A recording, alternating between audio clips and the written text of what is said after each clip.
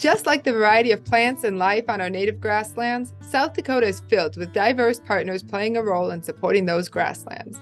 Each episode, Partners on the Prairie will introduce you to those impacting South Dakota's grasslands. I'm your host, Laura Kaler, Director of the South Dakota Grasslands Initiative, a collaborative network of diverse partners who support grasslands as a means of retaining prairie ecosystems, both native and restored, while sustaining rural economies and healthy communities. Today I'm joined by Jamie Risse and Jared Hohn with Presentation Sisters of the Blessed Virgin Mary. Presentation Sisters may not be one of the first organizations that comes to mind when you think of those working to maintain native grasslands and provide grassland education. But today you'll get to hear how Presentation Sisters has found this work to align with their priorities and the unique perspective that Jared and Jamie bring. Welcome, Jared and Jamie. Thanks for being here today. Can you start off by introducing yourselves and your roles with Presentation Sisters? Sure. Thanks, Laura. I'm Jamie Risse, and I am the co-director, Laudato Si, with the Presentation Sisters of the Blessed Virgin Mary. I also work with my co-director. I'll let him introduce himself. Thank you, Jamie, and thank you, Laura, for having us. My name is Jared Hohn, and like Jamie, I am a co-director of Laudato Si and projects for the sisters. Jamie will talk about that here in a little bit, and look forward to talking with you. Great. Perfect. Can you go a little bit more into what Laudato Si is and how it relates to your work in grasslands? You know, it's really interesting, Laura. When Jared and I started in our positions, we were handed a book called Laudato Si, which is written by Pope Francis. And we were intrigued by it, understanding what was all about and what the Pope was writing.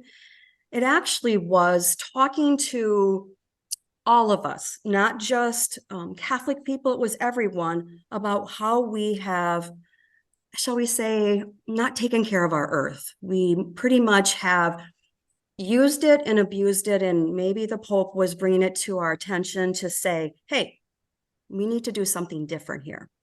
So with that being said, the sisters discerned for about a year on this book, and that's how we kind of came into play with being these co-directors of the land.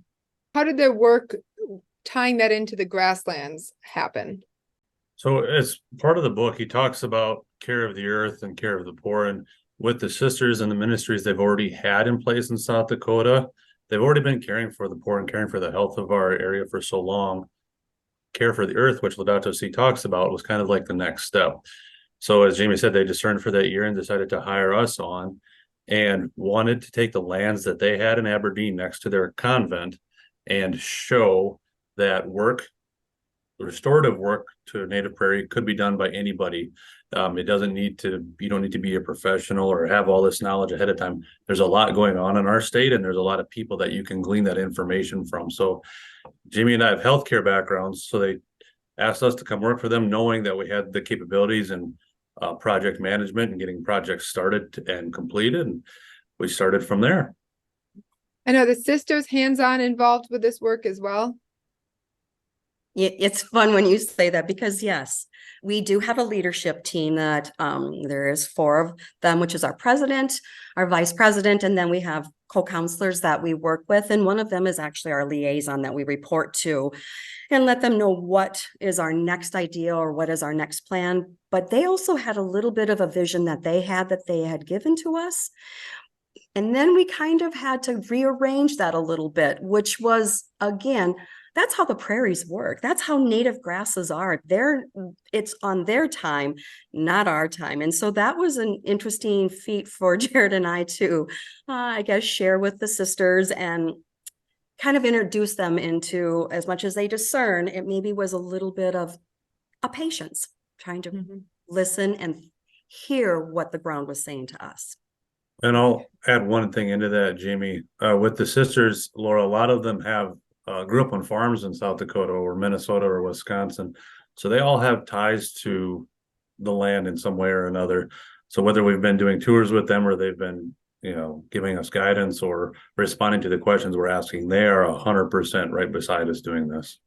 So going back to the land that was available in Aberdeen, they reached out to you as healthcare backgrounds and project management backgrounds and asked you to restore these to native grasslands, and they kind of describe their vision for you. What were some of the first steps that you took?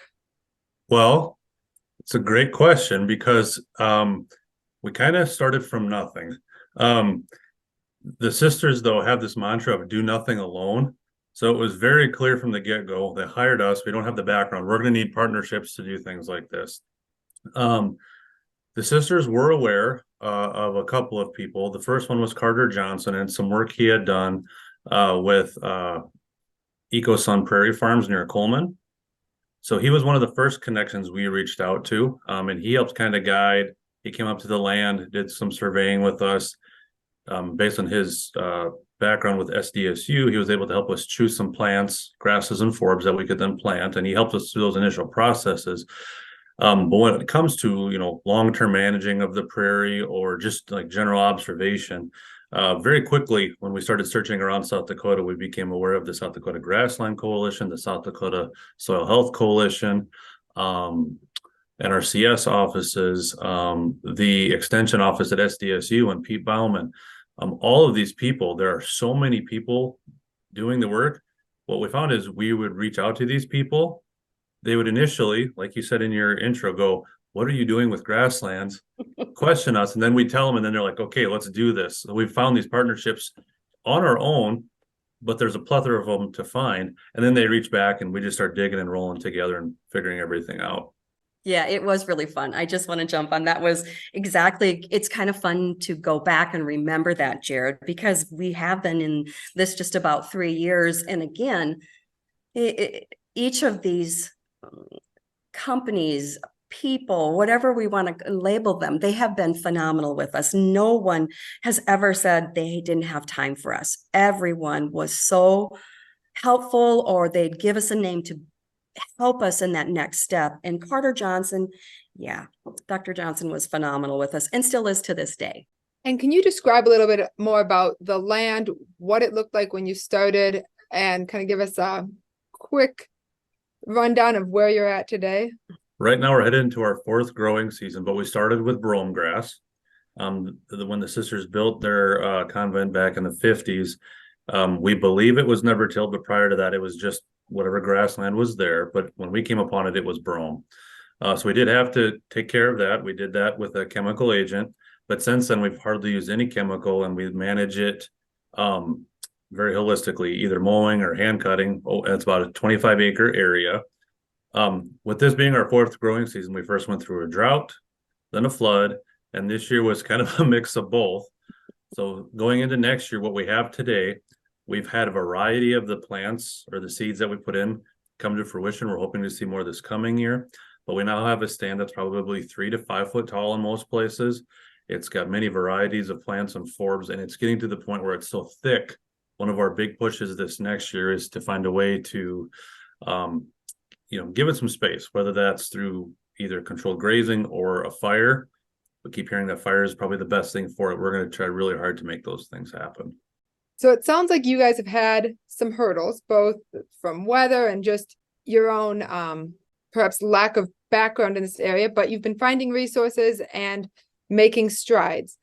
From that experience, what are some thoughts you'd want to share with others who are looking to improve grasslands? Particularly, what perspective do you have for those looking at working on a smaller area or coming from an urban land manager perspective? I love that you just said urban, because we have been talking about 25 acres, and we know the farmers and the ranchers with all the land that they carry. We have a lot of people that live in cities and are urban people that truly need to understand they're a part of this as much as, again, the farmers and the ranchers. And so I am such a strong person with my feelings about pots and trying it and starting it, that Jared and I have had this conversation a couple of times, that you could live in an apartment and you can throw 2 pots out there and you can put some native grasses in there or a forb, which you can get. There is plenty of places that do sell them. Whether you buy it not in seed and it's in a little pot form, you can put it out there, throw a tomato plant in next to it, start beginning a small garden and start just realizing how important it is to not always run to the store for all of your products or whatever. But if I can throw in a little something, I have some land that I too have good old Kentucky bluegrass growing on it. And I'm doing my diligence with my husband to see if we can pull some of that out. And I would like to put in a section. It's not big. It's probably maybe 20 by 20 feet by 20 feet. It's not huge, but I start with just putting in some prairie grasses to, as much as my husband sees me do this as my job or my livelihood or my mission, he sees that it is embedded in me and I love it. So come next spring, I'm going to try to, hopefully document it from steps of how and where I go. And yeah, I think it's really important that we involve everyone. And a child is so much, their brains are so little that they just absorb anything and everything. So having children around to see this is just as important too. Jared, have you tried doing any small scale urban work besides what you've done for work? Actually, the small scale urban work I've done has focused more on compost so far. Part of our regenerative process with the prairie has been learning about things like compost. And I did a tumbler this year at my own property up in Del Rapids. And what we did with that is I actually reached out to my neighbor who has a bigger garden, has a little more time on his hands. And we've now spread that compost over his garden as fertilizer for the upcoming year. So it's a little partnership that we've created on our own. But again, to bring up the urban piece again, I think if you find connections like that, maybe somebody wants to start a garden, maybe somebody wants to have a little grass prairie, maybe somebody's doing compost. I think all of those little things tie into the bigger picture, which is we all need to try to do better. And it's the connections that are going to help make that strong and long lasting, I think. Mm-hmm. And so you said the sisters believe in the concept of do nothing alone. And I think that's a really great point. What are things that people can come to you for advice? And what are some things that your space provides for the community? Well, I guess we could say this is, here's something interesting about our land is that we did have to close the Presentation College. And so with the convent being closed and the college being closed, what's really, really important is that this land was still growing and going. And Jared and I decided and brought it forth to leadership that we should put a sign on there saying that Prairie in Progress by Presentation Sisters, so that people understood, when you first look at a prairie, when it's got there, it doesn't look all neat and trim and all the rows are perfectly, assembled with red flowers and yellow flowers. It was sporadic. So that's how we started there. And then the next step was, like anything, we're dealing with weeds. And we found that we had a weed in there that was, which the farmers will understand, is a leafy spurge. So we didn't want chemical. So we went in and we cut it. Well, the cutting began for Jared and I that we decided to make walking paths. So what's beautiful is that when you walk more into a prairie, you see more beauty than just walking along the concrete or the sidewalk. So we started doing these paths. And Jared, I can let you expound on that a little bit if you want to. Yeah. So often you see that the edge of what we're working on, that's not where the beauty is. It's just part of it.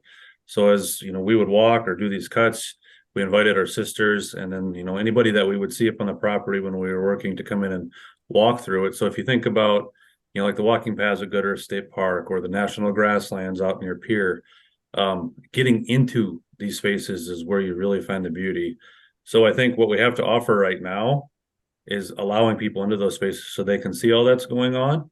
And then if they're there with us or if they see us at, an event anywhere in the state, we can share that it's not all sunshine and rainbows. It does take a little work, but it is worth it. It is, Jamie and I talk all the time that it's our centering space. Work can be up and down and sideways, but when we go work on the land, it's kind of our, it kind of brings everything back and it kind of grounds everything we're going to do thereafter.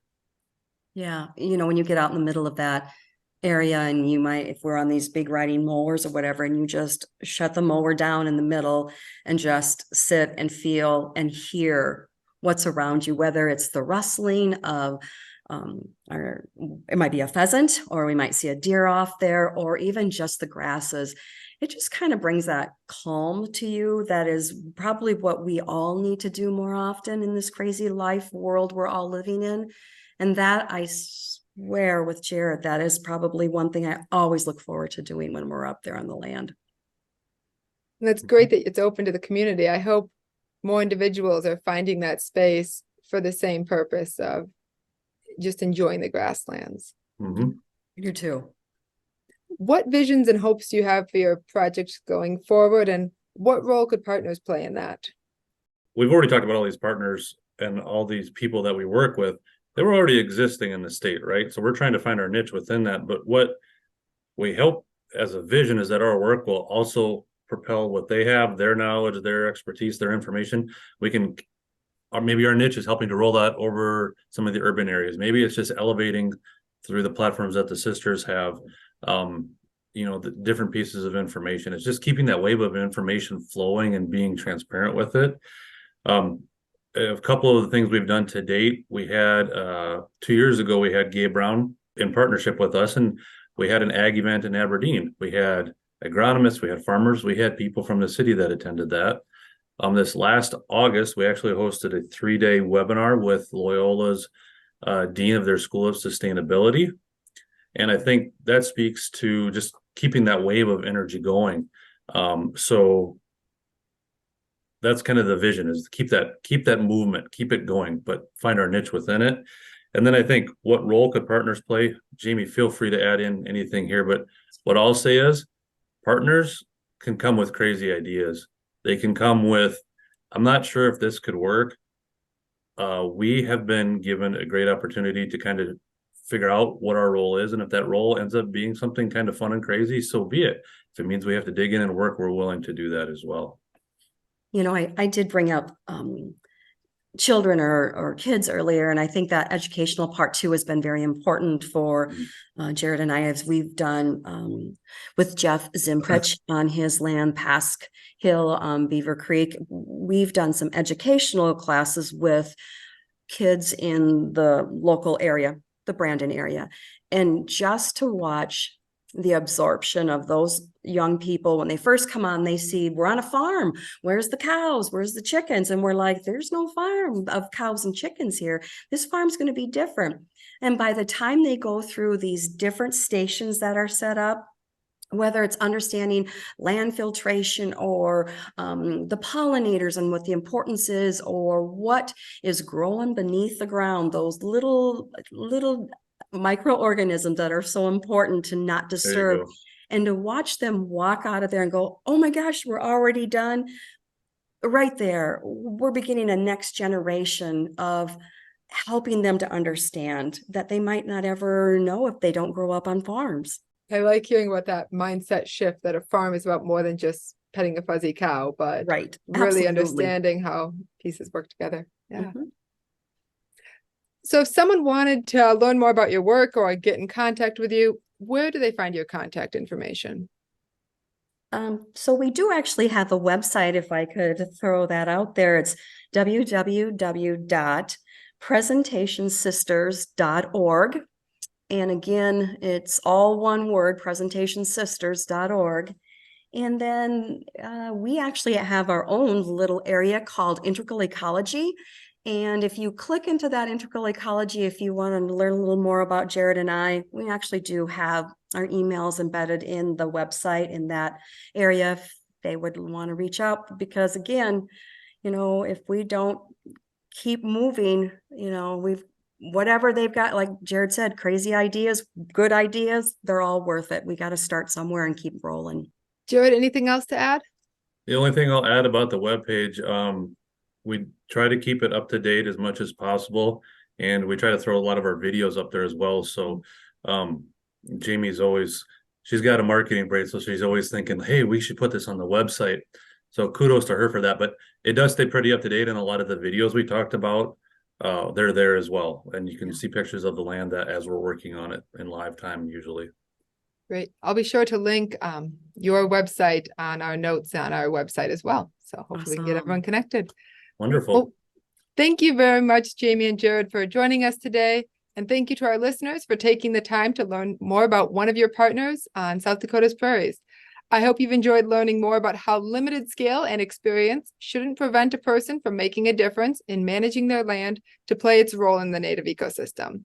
We encourage you to visit our website, SD Grass Initiative, as well as Presentation Sisters website, to find out more about the Presentation Sisters, and then you can visit our website to find more podcasts on other grassland partners as well. Thank you.